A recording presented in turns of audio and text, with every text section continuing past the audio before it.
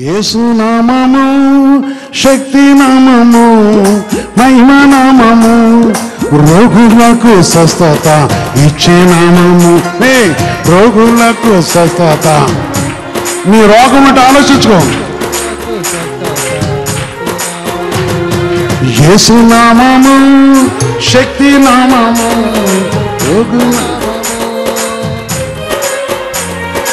యేసు నామము శక్తి నామము మహిమ నామము.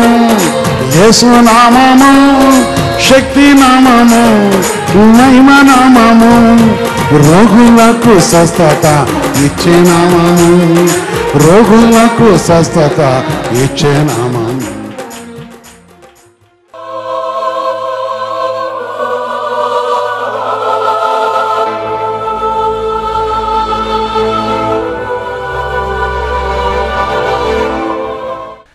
ప్రియమైన సహోదరి సోదరా, దేవుడు మన ప్రేమించి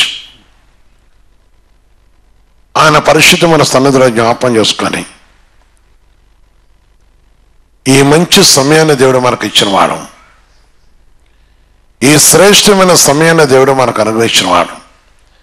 ఈ దినమున దేవుడు మనతో సెలవిచ్చిన మాటను బట్టి చూస్తే దేవుడు మనకి విశ్రాంతి కలిగించి కరుణించి కటాక్షించి అలసిపోయిన మన ప్రాణములను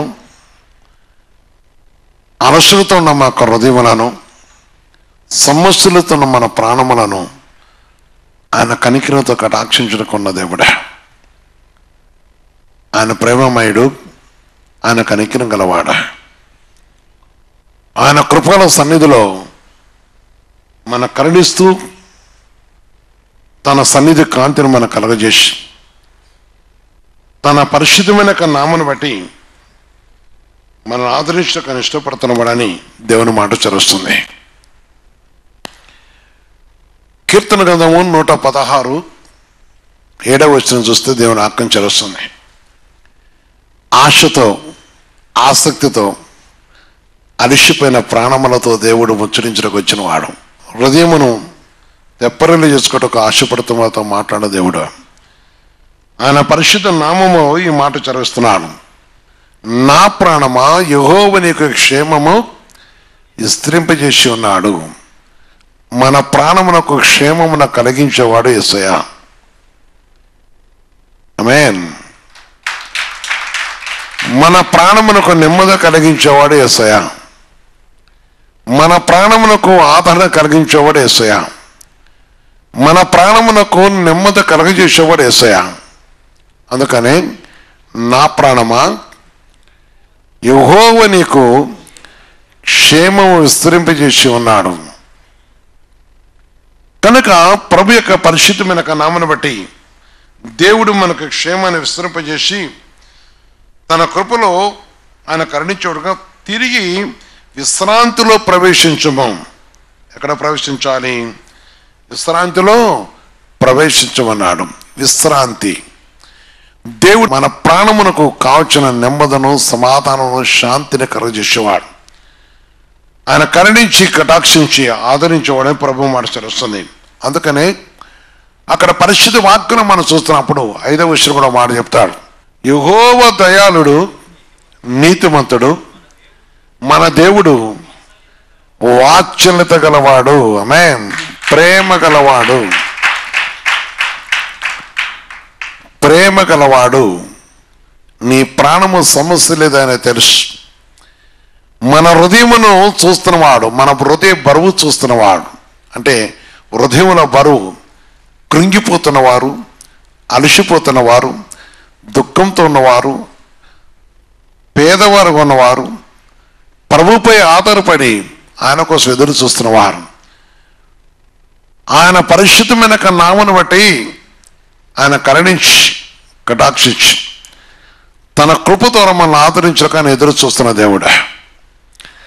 సర్వోన్నతమైన తండ్రి, సర్వశక్తి గల దేవుడా. ఆయన శక్తియు ప్రభావంలో మహిమ కలవి.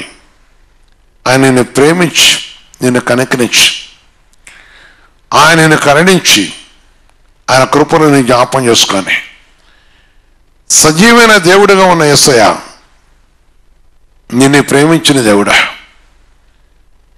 నీతో ముచ్చరిస్తున్న దేవుడు, నేను తన పరిశుద్ధ నామమును కరుణించి ఆదరించేశా. నాడు నేడు ఏకరీతుకున్న తండ్రి, నాడు నేడు మన కొరకు ఎదురు చూస్తున్న దేవుడా, ఈ చక్కని సమయమందు చూస్తున్న దేవుని బిడ్డలారా, యెహోవా దయాళుడు, నీతిమంతుడు, మన దేవుడు వాత్సల్యత గలవాడు, అంటే ప్రేమ గలవాడు.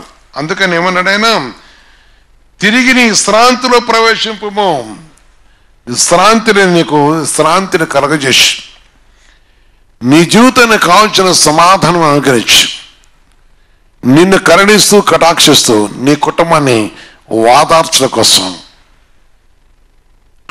నీ కుటుంబంపై కనికరం ఉంచి కటాక్షించడం కోసం, నీ యందు తన కృప నుంచి నిన్ను ఆదరించడం కోసం, ఆయన పరిశుద్ధమైన నామమును బట్టి ఏ కుటుంబం అయితే ప్రభునందు ఆశ కలిగి ఉన్నదో, ఎవరైతే తన కొరకు కనిపెట్టుకుని ఉన్నారో, ఎవరైతే తన యందు ఆశ కలిగి ఉంటున్నారో, ఎవరైతే పరిశుద్ధాత్మ దేవుని కొరకు, చాలా మనం చూస్తుంటాం కొన్నిసార్లు వయస్సును బట్టి చూస్తే కూడా వారి జీవితంలో కొన్నిసార్లు అలసిపోయి వారు చేసిన పనులు బట్టి మనసు అంటే కష్టపడి ఒక స్థితికి వచ్చిన తర్వాత తీసుకొచ్చినాక కొన్ని సమస్యలు కొడుకులు బట్టో, కూతుళ్ళు బట్టో, కోడళ్ళ బట్టో, అల్లుళ్ళు బట్టో, లేక మరి కుటుంబ పరిస్థితులను బట్టి కొన్ని విషయాలు వచ్చినప్పుడు వారి మనసు చాలా అలసిపోతూ ఉంటుంది,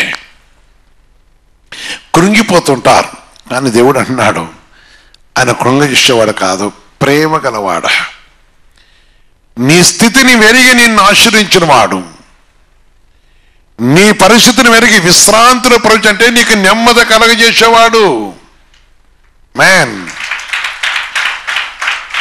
నీ జీవితకాలం అంతా కష్టముతో ప్రయాసంతో పడిన నీ ప్రయాసాన్ని, నీ శ్రమని, నీ చెమటను, నీ బాధను, నీ రోదను చాలామంది మరి తల్లులు అంటే అక్కడ చిన్నవాళ్ళే కావచ్చు, పెద్దవాళ్ళే కావచ్చు, వారి జీవితంలో వారు పడిన కష్టాలు, భర్తను బట్టి వచ్చిన కష్టం గురించి పంచుకుంటూ ఏడుస్తుంటారు. కానీ ఈనాడు వాళ్ళు కొన్ని విషయాలు చెప్తున్న విషయం, వారు పడిన శ్రమ కానీ వారు పడిన విధానం కానీ గ్రహింపు లేక వాళ్ళు వారి పరిస్థితులను బట్టి చూసినప్పుడు గ్రహింపు లేని స్థితిలో వారి జీవితంలో జరుగుతున్న విషయాన్ని బట్టి జరిగిన నష్టాన్ని జ్ఞాపకం చేసుకుంటూ క్రీస్తు దగ్గరకు వచ్చిన తర్వాత వారు ఎంత ప్రశాంతంగా ఉన్నామో, దేవుడు మమ్మల్ని ఈరోజు ప్రశాంతత ఉంచాడు, దేవుడు మాకు విశ్రాంతినిచ్చాడు, దేవుడు మాకు నెమ్మది కలగజేశాడు, దేవుడు ఈ విధంగా మమ్మల్ని ఆశీర్వదించాడు, దేవుడు మాకు కావలసిన సహాయమును దయచేసి మా ప్రాణములకు నెమ్మది కలగజేసిన వాడు. ఆమేన్. నాతో సాక్ష్యం ఇస్తుంటారు దేవుని యొక్క సన్నిధిలో ప్రేమ సహోదరి సోదర. ఒక దినమున కొంతకాలం క్రితము మేము సువార్తల ప్రయాణం చేస్తా ఉన్నాం, నడిచిపోతున్నాం. చాలా మంది గుంపు ఉన్నారు. నేను పరిగెత్తుతుంటే, నేను నడుస్తే పరిగెత్తేవాళ్ళు. మేము టీం, మేమందరూ కూడా ఒక టీం నడుస్తున్నప్పుడు, మేము వెళ్తున్నప్పుడు నడుతున్న వీళ్ళందరూ కూడా పరిగెత్తి చాలా వస్తున్నాడు. ఒకరోజు ఆ స్థలం కాడ ఒక చెట్టు కాడ ఆగాను. చాలా ఎండలు ఉన్నాయి. ఆ ఎండకు ఆ చెట్టు కాడ ఆగాను. ఒక చెట్టు నేచర్ ఏంటంటే అది ఆకులు లేకుండా ఉంది, ఎండిపోయినట్టు దానికి కాయలు ఉన్నాయి. అయితే ఈ చెట్టు కింద చూస్తున్నప్పుడు అది ఆ చెట్టు ఎందుకట్టు ఉంది అంటే ఆ చెట్టు యొక్క స్వభావం అలాంటిది, అంటే ఆ చెట్టు విధానం అలాంటిది అని చెప్పారు. అక్కడ ఉన్నప్పుడు ఒక ఏడుస్తూ నాతో అన్నది కదా, నా జీవితం అలాంటిదయ్యా, ఆ ఎండిపోయిన చెట్టు లాంటి, అంటే బ్రతుకున్నామనే కానీ ఆకులు లేవు, నీడ లేదు, సహాయం లేదు, ఆదరణ లేదు, వ్యాధులతో, బాధలతో, దుఃఖముతో కుంగిపోయి తాగుబోతున్న నా భర్తను బట్టి, నా పరిస్థితిని బట్టి, ఆయన తాగి టీవీ జబ్బు వచ్చింది, నా పిల్లలు చిన్నవారు, మా పరిస్థితి విధంగా ఉందయ్యా, మేము నిజం చెప్పినదిగో ఆ చెట్టు ఎట్టుందో అట్టున్నాం. అప్పుడు నేను కదా, మరి ఈ చెట్టు ఎట్టుందన్న, నీడనిచ్చే చెట్టు. ఈ విధంగా నేను ఉండాలంటే నాకు ఆ విధంగా దేవుడు రాయలేదు అన్నది, నా జీవితం ఆ విధంగా రాయలేదు అన్నది.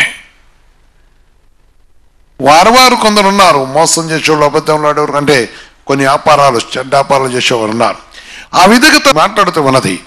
చాలా మంచిది, నా బ్రతకం తట్టం లేదయ్యా, నా జీవితం దేవుడు రాశాడు అంటే నా రాత రాశాడేదో చెప్పుకొచ్చేది. మంచిది. ఒక దినం వస్తే నిన్ను కూడా ఈ చెట్టులాగా ఉంచుతుండే అమ్మా, నా నోటు కూడా దేవుడు ఆ మాట ఇచ్చాడు. తర్వాత కొంతకాలం తన భర్త బతికాడు, తన భర్త మంచిగాడు, తన పిల్లలు కూడా మంచిగారు, దేవుడు కనుకరించాడు. ఆయన పరిశుద్ధ నామను బట్టి వారు ఏ విధంగా ఉన్నారంటే ఒక దినం కొంతకాలం అంటే దేవునితో ఉంటున్నారు, దేవునితో కలిసి ఉన్నాం. ఒక దినం నేను ఆ ఇంటికి వెళ్ళాను. వారు మంచి ఇల్లు కట్టుకున్నారు. ఆ ఇంటి ప్రతిష్ట కోసం వెళ్ళాను. ఆ తర్వాత వాళ్ళు చెప్పిందంటే, అయ్యా నా కొడుకులు కోటల్లో నన్ను పని చేయనీయరు. ఆమేన్. ఆ రోజు చచ్చిపోతున్న నా భర్త చాలా వెర్లీగా నా కోసం అన్ని చిత్తపరుస్తాడు. లేక మేము ఈ విధంగా చాలా నేను ప్రార్థన చేసుకుంటుంటాను, వారు అన్ని చిత్తపరుస్తుంటారు. మీరు ఒక రోజు ఒక మాట నా రోజు ఆ సువార్త ప్రకటిస్తున్నప్పుడు నేనేదో చాలా బలహీనరాలుగా కృంగిపోయి వచ్చున్నాను. వచ్చిన వారు అందరిలో దరిద్రాలు నేనే.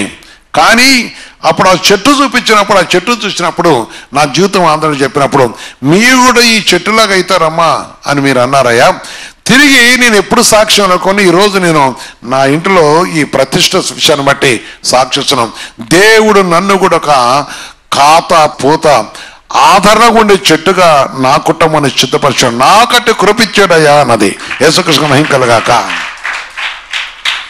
చాలా జీవితాలు చూస్తుంటారు, యథార్థంగా బ్రతికేవారు ఉన్నారు, మోసం చేసి సంపాదించేవారు ఉన్నారు, అబద్ధాలు ఆడి సంపాదించేవారు, కష్టపడి వ్యాపారం చేసేవారు కానీ కష్టపడి పని చేసేవారు కానీ, ఉద్యోగరీతులు కానీ, లేక వారి కాంట్రాక్ట్ పనులు కానీ, వారు చాలా రాత్రి పగలనక కష్టపడేవారు ఉన్నారు, మోసంతో బతికేవారు ఉన్నారు.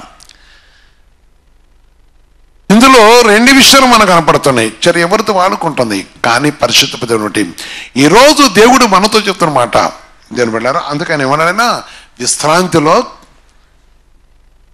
ప్రవేశింపమా. 131 కీర్తన చెప్తారు ఒక మాట, 2, 3. నేను నా ప్రాణమును నిమ్మలపరుచుకు ఎందుకు పరుచుకున్నది? ఇప్పుడు నేను నా ప్రాణము నిమ్మలపరుచుకొని ఉన్నాను, సమాధానించుకొని ఉన్నాను, కష్టములో, శోధనలో, వేదనలో. ప్రియమైన సహోదరి సోదర, ఆయన పరిశుద్ధమైన నామం ఘనమైనది, ఆయన శ్రేష్టమైన నామం ఘనమైనది. నేను నా ప్రాణమును సమాధానించుకొని ఉన్నాను, సనిపాలు విడిచిన పిల్ల తన తల్లి యొద్ద సనిపాలు విడిచిన పిల్ల ఉన్నట్లు నా ప్రాణము నా యొద్ద ఉన్నది. ఇశ్రాయేలు, ఇది మొదలుకొని నిత్యము యెహోవా మీదనే ఆశ పెట్టుకున్నాము. యేసుక్రీస్తు పరిశుద్ధ మహిమ కలుగాక. ఎవరు ఆశ పెట్టుకోవాలి?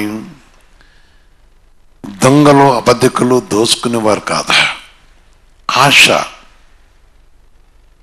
ఆశ కలిగి ఉండాలి. ఆయన కటాక్షించేవాడు, దేవుడు కనికరించేవాడు, ఆయన పరిశుద్ధ నామమున కరుణించేవాడు, ఆయన కృపల దేవుడా. ఈరోజు నేను వెతుకుతున్న దేవుడా, నీ కొరకైనా ఎదురు చూస్తున్న దేవుడా, తన పరిశుద్ధ నామను బట్టి కరుణించక ఆశపడుతున్న దేవుడా, నాడు నేడు కూడా ఎక్కరెత్తుకున్న తండ్రి. ప్రేమైన సహోదరి సోదర, ఒక స్నేహితురాలు 10th క్లాసులో ఉన్నది, తన స్నేహితురాలు కూడా ఉన్నాయి. ఒక దినమున ఒక ఇంటికి తన తల్లి తీసుకెళ్ళింది. అది తన స్నేహితురాలు ఇల్లు, తనని తెలియదు. వెళ్ళిన తర్వాత ఏమైందంటే, వారు 10th క్లాస్ ఫీజు కట్టుకోవాలి. ఇది దగ్గర 12 సంవత్సరాల క్రితం అయి ఉండొచ్చు. ఫీజు కట్టాలి. తన తండ్రి లేడు, తన తల్లి వెళ్ళాలో పనిచేస్తుంది. చాలా దేవుడు అంటే చాలా భక్తి, భయం, ప్రేయర్ పులుకుంటారు, చాలా ప్రార్థన చేసుకుంటారు, తల్లి బిడ్డ చాలా ప్రేయర్ చేసుకుంటారు. ఒక టైంలో వాళ్ళు దిక్కులేని పరిస్థితుల్లో కుంగిపోతున్నప్పుడు మరో స్థలంలో నేను ఒక సోడా బండి ఉంటే, సోడా బండి దగ్గర చోడాలు కొట్టేప్పుడు రోడ్డు పక్కన ఉంటే, దాని పక్కన అంటే టౌన్లోనే కొత్తగూడెంలో అయితే, నేను అక్కడ నుంచి చోడా కొట్టేసుకోకపోతే అమ్మ కూర్చొని ఉంది. ఏడుస్తూ ఉంటే నేను చూశాను. ఏంటమ్మా అన్నాను.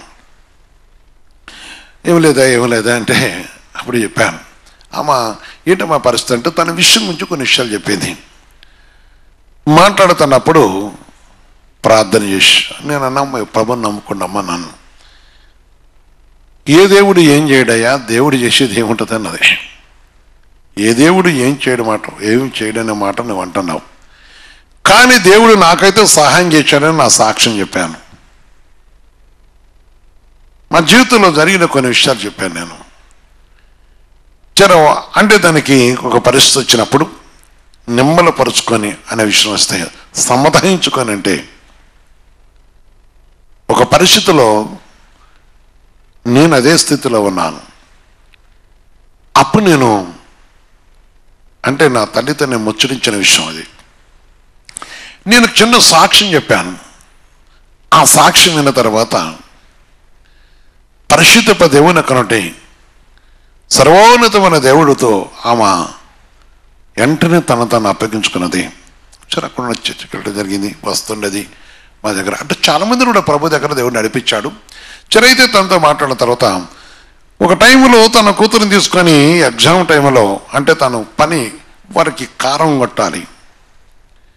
ఈ మన మామిడికాయ పచ్చడికి కారం కొట్టాలి. కారం మిరపకాయలు కొట్టడం కోసం ఒక ఇంటికి వెళ్ళారు. ఆ ఇల్లు ఎవరంటే ఈమె స్నేహితురాలు ఇల్లు. ఆమె పరిగెత్తుకు వచ్చింది స్నేహితురాలు అని, మా ఇంటికి పిలవకుండా వచ్చిన ఏంటి అది ఇదని ఊరికి వచ్చింది. ఈమె స్కూల్లో చాలా క్లవర్, ఆమెకు చాలాసార్లు ఈమె చెప్తుంటుందట. నేను పిలిస్తే రాలేదు, నీకు చెప్పడానికి రాలేదు, నేను మా అమ్మతో పాటు వచ్చాను, నేను పని మీదకి వచ్చాను. మీరు ఎవరు మీ అమ్మ అంటే మా అమ్మ అన్నది. అరే మా ఇంట్లో పని చేస్తారు అన్నది. అవును. తను మంచిది ఇదేమైంది. అంతలో వాళ్ళ మదర్ వచ్చింది, ఇట్రా అని పని మనిషిని అట్టే పిల్లలు అట్టే పిలిచింది, వెళ్ళింది. ఏమేవరంటే పలాని ఆమె చూస్తూ ఉంది, చెప్పింది నేను పలానా చెప్పొద్దని చెప్పింది. చాలా మంచిది ఏదైతే అయిపోయింది. ఆమె వెళ్ళే కారం పని చేసింది, చాలా కష్టపడింది, సమాధానించుకున్నది, తను దాన్ని కష్టపడ్డది. పరిశుద్ధ దేవుడు వాత్సల్యత గలవాడని జ్ఞాపకం చేసుకున్నారు. ఆ టైంన వాళ్ళు పని చేసినారు. ఆ రోజుల పరిస్థితులు వేరు. ఇప్పుడంటే ఫీజులు కడుతున్నారు, గవర్నమెంట్ చాలా హెల్ప్ చేస్తుంది. ఆ పరిస్థితుల్లో చూస్తున్నప్పుడు కష్టపడితే వెళ్ళిపోయింది. తన చేతులు చాలా తనని ఎప్పుడైతే స్కూల్లో కలిసినారో ఆ విషయాన్ని చూసినప్పుడు సర్వోన్నతమైన దేవుడు ఆ కుమార్తెని యవనస్తులో చూసింది. ఆ రోజు నుంచి ఆమెతో స్నేహం చేయటం బంద్ చేసింది. ఎందుకంటే వీళ్ళు ఎంత పేదవారు అనే సంగతి తెలుసుకుందో ఏమందో వీళ్ళు కదా, వీళ్ళ ఫాదర్ జాబ్ చూస్తున్నారు. తనరు కలిసిన తర్వాత మాట్లాడలేదమ్మా, అయిపోయింది. నా దగ్గర ప్రేయర్కి వచ్చింది, ఏడిచింది. ఏడుస్తుంటే ఏంటమ్మా అంటే ఇదంతా విషయం చెప్పింది. అప్పుడే అన్నాను, దేవుడు దయాళుడు, దీనుల కటాక్ష వాక్యం కొన్ని విషయాలు చెప్పాను. చాలా సంతోషంగా వెళ్ళిపోయింది. దేవుడు ఫస్ట్ క్లాస్లో ఏమైనా పాస్ చేశాడు. యేసుకృష్ణ మహింకనగాక. ఆ తర్వాత తనకి మరికొన్ని విషయాలు జరిగినాయి. ప్రీ సీట్ వచ్చింది, అయిపోయింది. పరిశుద్ధత తను ఆశ్రయించాడు. వీళ్ళు ఆ తర్వాత అంతటితో ఆగిపోయినారు. కొద్ది రోజుల తర్వాత మ్యారేజ్ అయిపోయింది, తగ్గిపోయినారు. ఆ కుమార్తె లైఫ్ చాలా ఉన్నతమైన స్థితిలో దేవుడు ఆశ్రయించాడు. యేసుకృష్ణ మహింకనగాక. ఆలోచించింది నేను వెళ్ళారా, దేవుడు వాత్సల్యత గలవాడు. ఏముందమ్మా అక్కడ 3వ వచనం ఏమంటాడు అక్కడ, ఇశ్రాయేలు ఇది మొదలుకొని నిత్యము యెహోవా మీదనే ఆశ పెట్టుకొనుము. ఆశ పరిశుద్ధ దేవుని పైన ఆశపడ్డప్పుడు దేవుడు కరుణించేవాడా. దేవుని తన పరిశుద్ధంలో కీర్తన గ్రంథంలో మనం చూస్తున్నప్పుడు 62లో చూస్తే 1-2 దేవుని వాక్యం చరుస్తుంది. నా ప్రాణము దేవుని నమ్ముకొని మౌనంగా ఉన్నది, మోసం చేయట్లేదు, ఎక్కడ పరిగెత్తట్లేదు, ఏ చెడు కార్యాలు పోవట్లేదు, ఏ చెడు విషయాలు దాచుకోవట్లేదు, ఏ అబద్ధములతో దేవుని నమ్ముకున్నాం. నా ప్రాణం దేవుని నమ్ముకొని మౌనంగా ఉన్నది, ఆయన వలన నాకు రక్షణ కలుగును. ఆమేన్. క్రీస్తు యేసే రక్షణ కలిగించేవాడు, క్రీస్తు యేసే ఆదరించేవాడు, క్రీస్తు యేసే ఓదార్చేవాడు, క్రీస్తు యేసే వర్ధలు చేసేవాడు. క్రీస్తు యేసు యందు ఎవరైతే ఎదురు చూస్తూ ఉన్నారో వారి జీవితంలో కావాల్సిన నెమ్మదిని, శాంతిని, సమాధానము, ఆయన కృపల శక్తినిచ్చి వారి పేదరికను విడిపించక సమర్థుడు. ఆయన మాట తప్పే దేవుడు కాదా. నమ్ముకుంటే, ఆయన నమ్మితే, ఆయన మాటపై ఆధారపడితే ఆయన పరిచయం. రెండవ విషయం చెప్తారు అక్కడ, ఆయనే నా ఆశ్రయదుర్గము, ఆయనే నా రక్షణకర్త, ఆయన ఎత్తైన నా కోట, ఆయనే నేను అంతగా కదిలింపబడను. ఎందుకంటే ఆయన నాకు తోడై ఉన్నాడా, నాకు ఆశ్రయమై ఉన్నాడు. నీకు కదిలింపబడను, నేను చెడిపోను. నేను ఏ విషయంలో కూడా సాక్ష్యం నమ్ముకొని ఉన్నాను. నేను చెడు మార్గాన్ని వెతకను. ప్రభు చదివిస్తున్నవాడ, పరిశుద్ధాత్మ దేవుడు చదివిస్తున్నవాడ. ఆయన సర్వోన్నతమైన దేవుడు, ఆయన కృపల దేవుడు. దేవుని బిడ్డ నిజంగా క్రీస్తు నమ్మిన వారు కదిలింపబడరా. అంతగా అంటే ఏదైనా విషయంలో ఆయన కదిలింపబడరు. వారు ప్రభు మార్గం తప్పిపోరు. చాలా జీవితాలు చూస్తుంటాను. వారి జీవితంలో వారి క్రమంలో ఉన్న పవిత్రతను, పరిశుద్ధతను చూస్తే, ఆయన పరిశుద్ధమైన ఒక మాటను బట్టి చూస్తున్నప్పుడు ఆయన కనికరించే దేవుడా, ఆయన కటాక్షించే దేవుడా, ఆయన కృపను చూపిస్తున్న దేవుడు. సహోదరి సోదరా, ఆలోచించు. జీవం గల దేవుడు మనతో ఉన్నాడు. ఈరోజు ఈ వాక్యం ఉండేవాళ్ళారా, ప్రభు మాటకు లోబడి పరిశుద్ధాత్మ జ్ఞాపం చేసుకొని ఈ సర్వోన్నతమైన దేవునిపై ఆధారపడి నిన్ను ఆశ్రయించడం చూస్తున్నవాడు ఆయన కటాక్షం గల దేవుడు. నేడు ఆయన సన్నిధిలో నీవు, నేడు ఆయన పరిశుద్ధమైన సన్నిధిలో నీవు. ప్రియమైన సహోదర సోదర, వాక్యం ఎదురు చూస్తున్నప్పుడు కృపను అనుగ్రహించేవాడు. ఈరోజు నీ సంతానము దేని నేర్చుకుంటుంది? మోసము, అబద్ధము.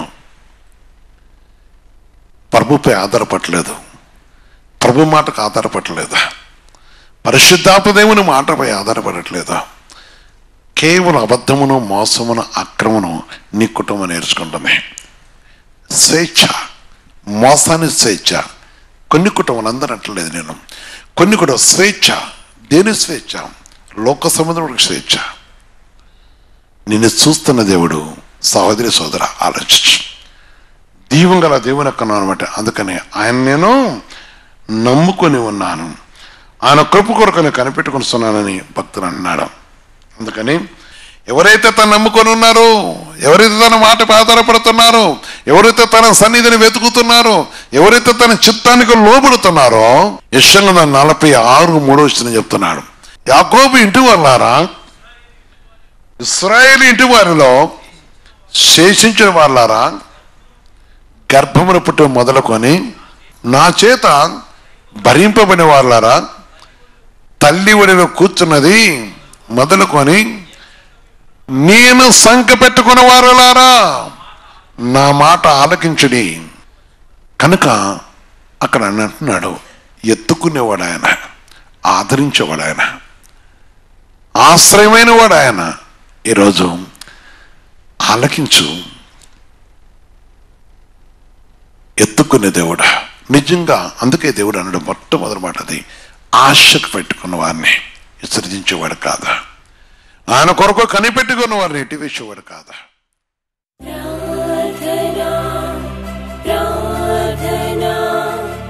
ఆదరించు యేసయ్యకు ప్రార్థన.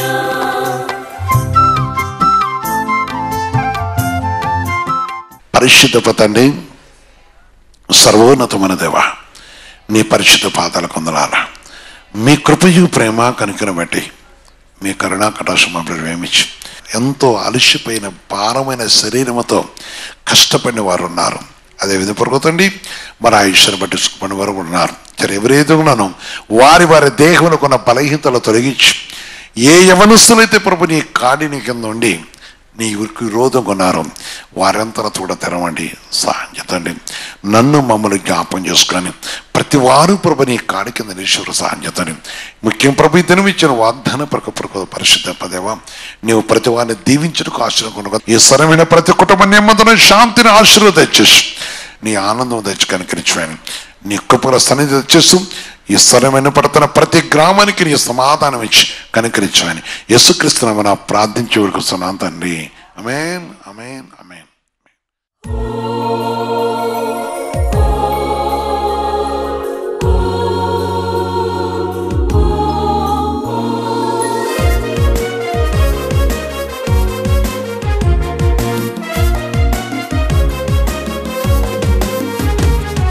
ఒక టైంలో వారిని తీసుకొచ్చినప్పుడు వాళ్ళ మామగారు ఎత్తుకొని పోయేవాడు, కాళ్ళ చేతులు పడిపోయినాయి తాగి. ఆ స్థితిలో దేవుడు అద్భుతంగా బ్రతికించాడు. కొద్దిగా మంచిగా ఉన్నారు. ఆ తర్వాత మళ్ళీ కొన్ని పరిస్థితులు మళ్ళీ దేవుని దగ్గరకు వచ్చారు, ప్రార్థన చేశాం. పరిస్థితి అప్పుడు చాలా పూర్వ, వాళ్ళకి ఇల్లు కూడా లేదు, గడ్డిల్లు. ఆ పరిస్థితుల్లో ఉన్న తర్వాత దేవుని కృపను బట్టి మరి ఆ విషయంలో ఎగ్జామ్ రాస్తున్నాయి అంటే రాయమని చెప్పాను. గుంటూరు వెళ్ళి రాసినారు, పాస్ అయినారు. వార్డెన్గా దేవుడు గొప్ప కురిపించాడు. యేసుకృష్ణ మహికలుగాక.